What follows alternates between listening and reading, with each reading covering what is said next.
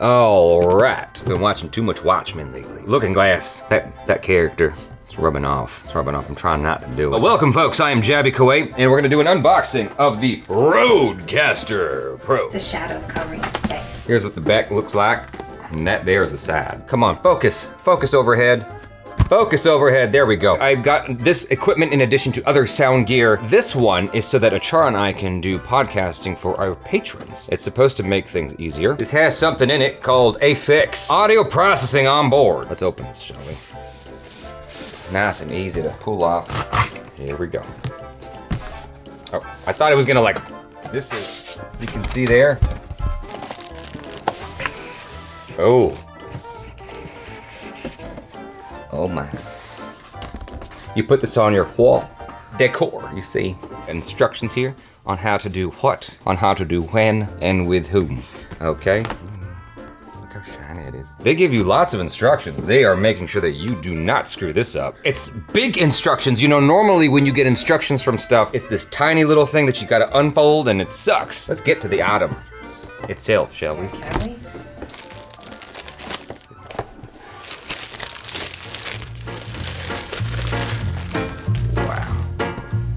It's a nice size and it feels like metal, very sturdy, as opposed to the one made by Zoom. Zoom has a board called the L8. I bought the L12. It feels a little bit plasticky by comparison, but this is a lot more, these buttons feel nice.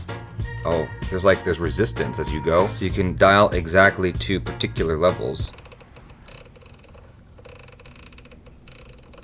These dials do not have the same resistance as the L8, but they are nice. I don't know how much wear and tear these can endure. What I learned in purchasing the L12 along with other sound devices and this is that everything has its pros and cons, and it's very frustrating. You won't ever find a single device that has everything you need. For instance, I was on Curtis Judd's live stream. Someone was asking him, how do I isolate what audio goes out of these headphones? I really wanted to answer the question for him.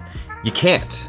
You only can dictate volume. You can't dictate which of these goes to specific ports. For that, you'll need something like the L8 or the L12. The benefit of something like this is that there is a lot of auto stuff in it. You have limiters, you have compressors, you have this thing in it that's sort of like auto mixing or mix assist. If someone's not talking, it will automatically duck their audio, and it's a very aggressive limiter from what I understand. That is a mighty large adapter. I have touched my fair share of sound devices in my time, and this is by far this is aggressive. This is like for computers and computer monitors. This is so big. They are not messing around. Look at the Rode mic up here. Can you see that? Look how tiny it is. It has a little battery inside and a 3.5. I'm used to small Rode devices. This is I was gonna say a monstrosity, but it's very pretty. I mean, look at this. It's angled in such a way that makes it more friendly to the eye, I guess, as opposed to it being flat. It makes it a little bit easier to look at, but also I might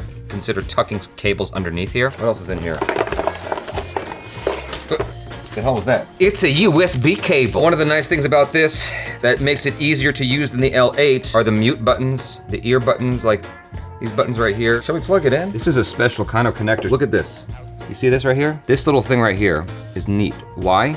Because it screws on, so you don't accidentally yank it out in the middle of your recording. It would be even nicer if this had battery power. This is so big. Maybe it's so that your preamps, you don't need cloud lifters?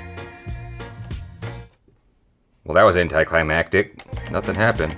That's right, user error. You gotta make sure that's in all the way, and then your sound recorder will work just perfect. Here we go, second try. 3, 2, 1.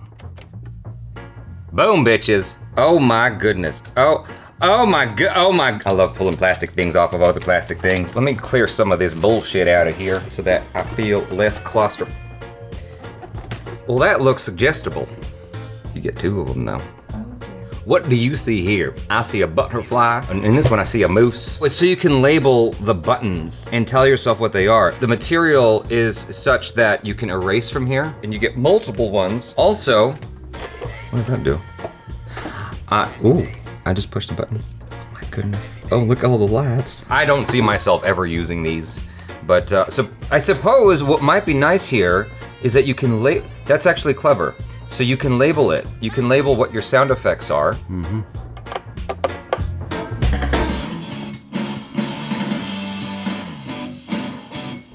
That's terrible music. What sound effects we got?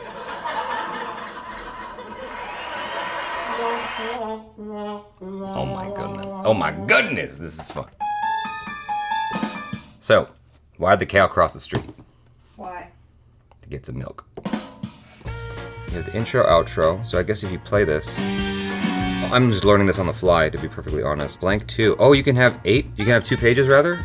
16 buttons? Anyway, that's the unboxing experience right there. The benefit of this device is that it's supposed to be more intuitive as you use it. But even with that, there is a learning curve to this. It's not like easy. You still have to menu dive a little bit to understand what's going on. But from the looks of it, it's easier to use than the other devices, but there's a lot of digital interface, and so it's up to you what you find more easy to use. I personally like the LiveTrack L12 because there's a lot of physical dials, and it's easy to just look at all of those dials at once. Whereas with this, you're customizing what these things do in the digital interface, which is nice. It's very responsive. It feels just as responsive as an iPhone. But there's a lot of touchscreen stuff, like if you ever used a Kindle, for instance, it's touchscreen.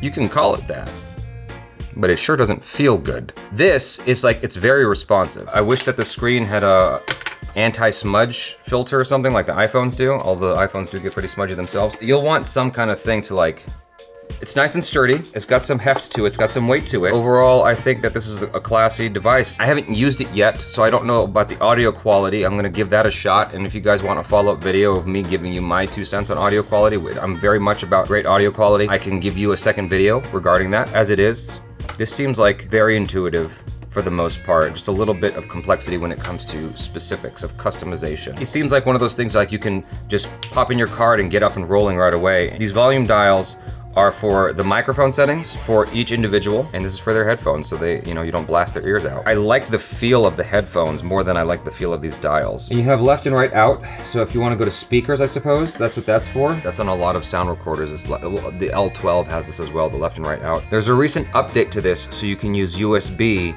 to do a phone call, like Skype or whatever, because before that, there's mix minus. It was exclusively for the phone or Bluetooth, but now it's also for USB, which is awesome. And that made me happier to have this device, the ability to mix minus with this particular board. So I like it so far, and I will report back if you're interested. Hopefully y'all enjoyed that, and you can pick yours up at Adorama. That's where I got this one. And that's it for now. I'm Jaby Koay. Peace out.